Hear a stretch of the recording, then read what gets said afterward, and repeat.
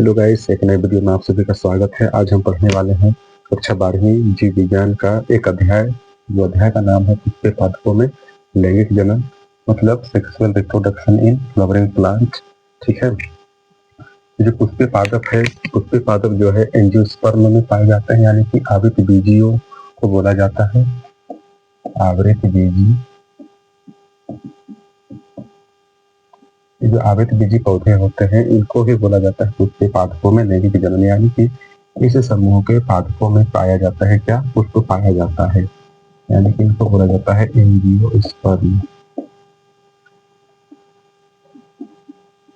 Angiosperm इस समूह में, ये जो एंजियोस्पर्म समूह है, इस समूह में पुष्प पाए जाते हैं, यानी कि पुष्प युक्त पादप होते हैं।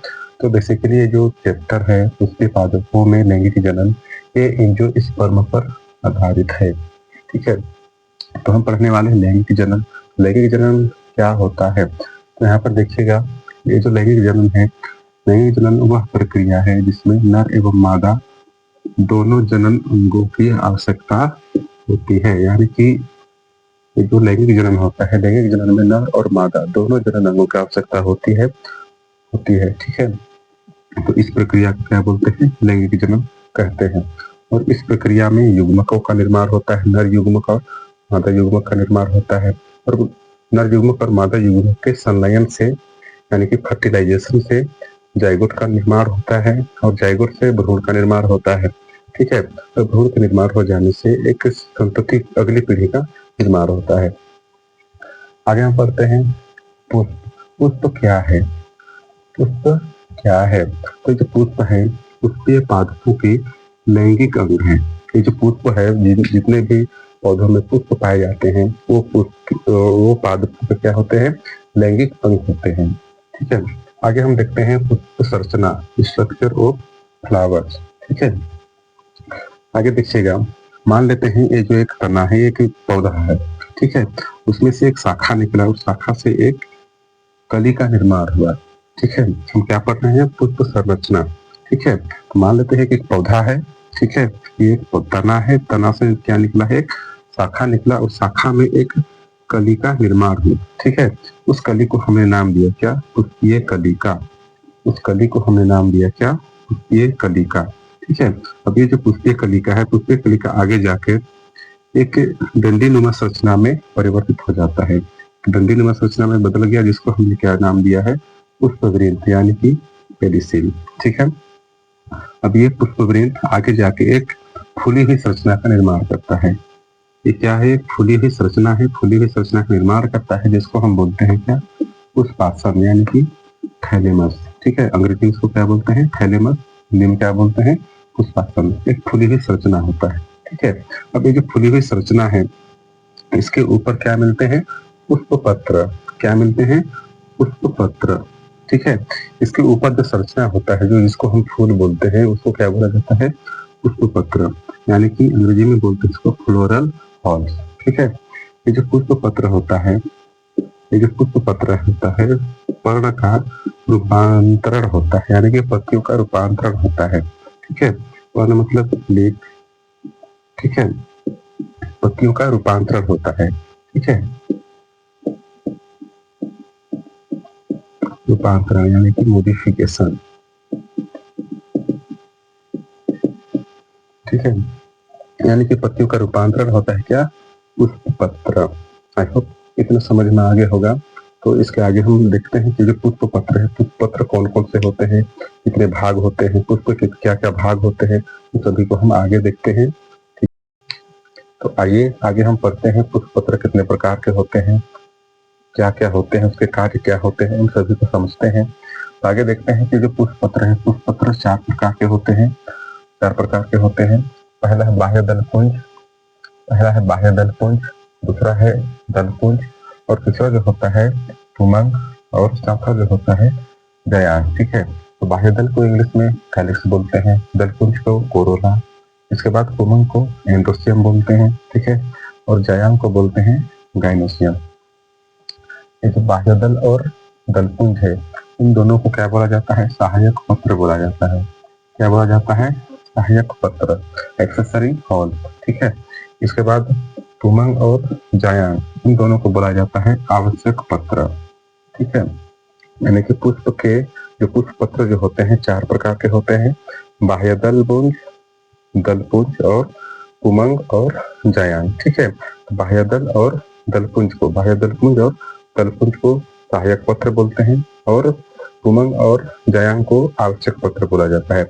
अब क्यों बोलते हैं, आइए इसको समझते हैं। ठीक है, तो जो सहायक पत्र है, सहायक पत्र मतलब सहायता करने वाले, सहयोग करने वाले। सबसे पहले हम देखते हैं आवश्यक पत्र। ठीक है, ये जो आवश्यक पत्र है पुमंग और जायांग, ये दोनों आवश्यक होते हैं पुष्प के लिए। ठीक है, क्यों आवश्यक होते हैं, क्योंकि ये जो दोनों पुमंग और जायांग, ये दोनों पुष्प पत्र जो है पुष्प के लैंगिक अंग होते हैं। क्या होते हैं, पुष्प के लैंगिक अंग। ठीक है, पुष्प के लैंगिक अंग होते हैं। ठीक है, इसलिए दोनों क्या है, आवश्यक है। तो क्या ये सहायक पत्र आवश्यक नहीं है? ठीक है, ये जो सहायक पत्र हैं, ये दोनों सहायक पत्र क्या करते हैं, परागण कराने में सहायता करते हैं। ठीक है, अब कैसे करते हैं, जैसे ये जो बाह्य दल पुंज है, ये जो बाह्य दल पुंज है, ये क्या करता है, पुष्प की जो कली अवस्था होता है, कली का अवस्था क्या करता है, ये सुरक्षा प्रदान करने में सहायता करता है। यानी कि जो बाह्य दल है ये क्या करता है, सुरक्षा प्रदान करता है, सुरक्षा प्रदान करने का कार्य करता है। जब पुष्प जो है कली अवस्था में होता है, खिला हुआ नहीं रहता है, उस टाइम क्या करता है, ये सुरक्षा प्रदान करता है। और ये जो दल बाह्य दल पुंज है, ये जो बाह्य दल पुंज है, बाह्य दलों के समूह से बना होता है। ठीक है, बाह्य दलों के समूह से।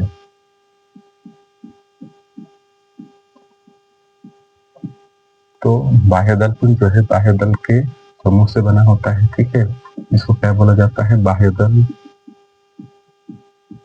बाह्य दल बोला जाता है, सेपल बोला जाता है। ठीक है, इसके बाद दलपुंज, ये दलपुंज क्या होता है, ये दलपुंज क्या होता है, एक रंगीन संरचना होता है, रंगीन संरचना। ये क्या होता है, एक रंगीन संरचना होता है, मतलब एक पत्ती होते हैं, पत्ती क्या करते हैं, विशेष संरचना में परिवर्तित हो जाते हैं, जिसको पत्र बोला जाता है। ठीक, तो ये जो दलपुंज है, ये दलपुंज क्या कर होता है, एक रंगीन संरचना में क्या होता है, परिवर्तित हो जाता है। ठीक है, जिसके कारण क्या होता है, ये परागण कराने में सहायक होते हैं। दलपुंज क्या होता है, रंगीन संरचना वाले होते हैं। ठीक है, और ये क्या करते हैं, कीटों को अपनी ओर आकर्षित करने का कार्य करते हैं। ठीक है, मतलब रंगीन होते हैं, रंगीन होने के कारण जितने भी कीट होते हैं, जितने भी छोटे छोटे कीड़े होते हैं, वे पुष्प की ओर आकर्षित होते हैं, जिसके कारण परागण संभव हो पाता है। ठीक है, तो आइए हम इसको डायग्राम में समझते हैं, चित्र के द्वारा समझते हैं। ठीक है, तो सबसे नीचे जो होता है, ठीक है, सबसे नीचे ये जो डंडीनुमा संरचना होता है, इसको क्या बोला जाता है, पुष्पवृंत बोला जाता है। ठीक है, अंग्रेजी में इसको क्या बोलते हैं, पेडिसिल।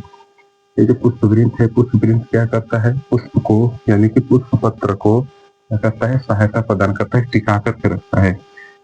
ये डंडीनुमा संरचना है, टिका करके रखता है। इसके बाद ये जो फूला हुआ संरचना है ऊपर की ओर, सबसे ऊपर ये जो क्या है, फूला हुआ संरचना, जिसको क्या बोला जाता है, पुष्पासन बोला जाता है। अंग्रेजी में इसको क्या बोलते हैं, थैलेमस। ठीक है, तो ये जो थैलेमस है, थैलेमस में क्या होता है, जो पुष्प पत्र एक तरह से आसन के रूप में उसमें टिका हुआ रहता है। मतलब पुष्पासन मतलब क्या होता है, एक प्रकार का आसन, इसमें बैठने वाला जो होता है। ठीक है, तो बैठने वाले चीजों को जहाँ हम बैठते हैं उसको क्या बोला जाता है, आसन बोला जाता है। तो जहाँ पर पुष्प पत्र एक रूप से टिके होते हैं, स्थित होते हैं, उसको क्या बोला जाता है, पुष्पासन बोला जाता है। अब इस पुष्पासन में बहुत सारे अलग अलग रूपांतरित भाग होते हैं। जैसे यहाँ हम देख रहे हैं कि एक डंडीनुमा संरचना ऊपर की ओर जा रहा है। सबसे पहले हम इसके बाहर बाहर की संरचना को देख लेते हैं। जो सबसे पहले ये वाले भाग को देखते हैं, ये वाला भाग क्या है, सबसे बाहर का भाग होता है, मतलब एक हरा हरा कलर का होता है। इसको क्या बोला जाता है, बाह्य दल। यानी कि ये क्या करता है, ये जो ऊपर कली अवस्था में, उस जब कली अवस्था में होता है, कलिका अवस्था में होता है, उस वक्त क्या करता है, सुरक्षा प्रदान करता है। और इसके समूह को क्या बोला जाता है, बाह्य दल पुंज बोला जाता है।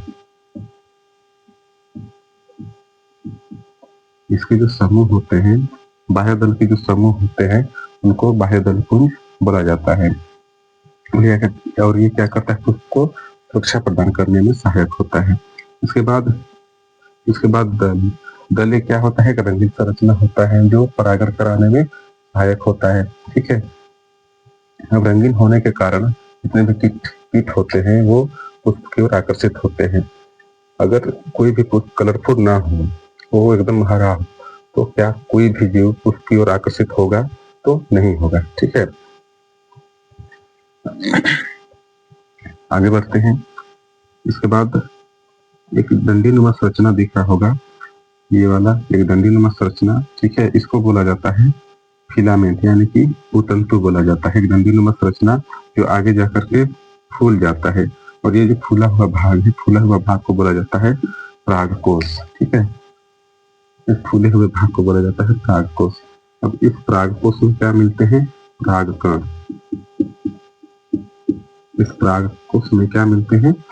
परागकण मिलते हैं। ठीक है, अब परागकोश और पुतंतु दोनों को मिला करके क्या बोला जाता है?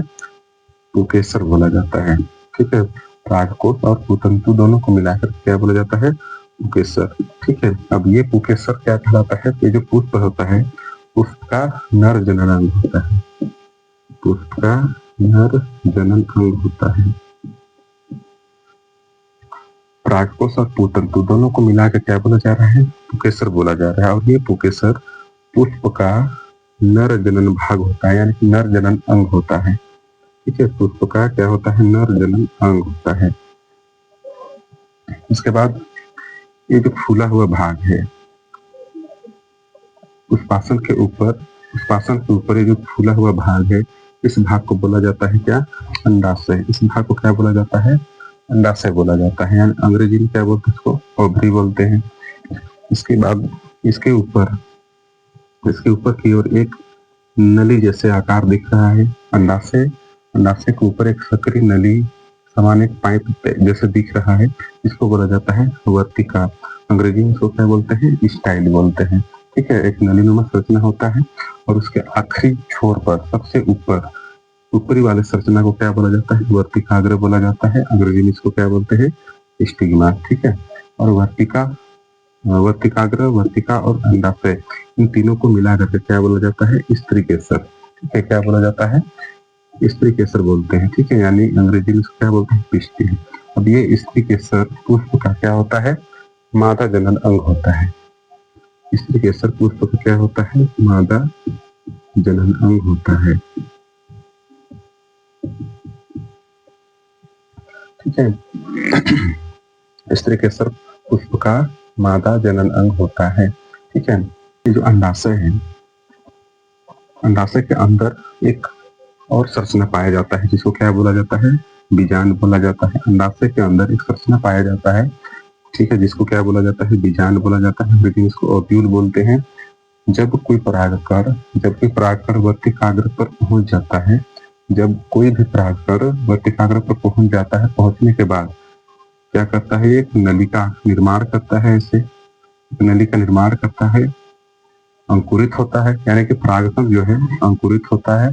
अंकुरित होने के बाद उसका परागकण का जो केंद्रक होता है, यानी कि युग्मक, को क्या करता है? अंदर प्रवेश कर जाता है, और यहाँ पर अंडाशय के जो यहाँ पर क्या कर जाता है? यहाँ पर निषेचन यानी कि फर्टिलाइजेशन कर लेता है। फर्टिलाइजेशन करने के बाद यहाँ पर क्या बनता है? भ्रूण का निर्माण होता है।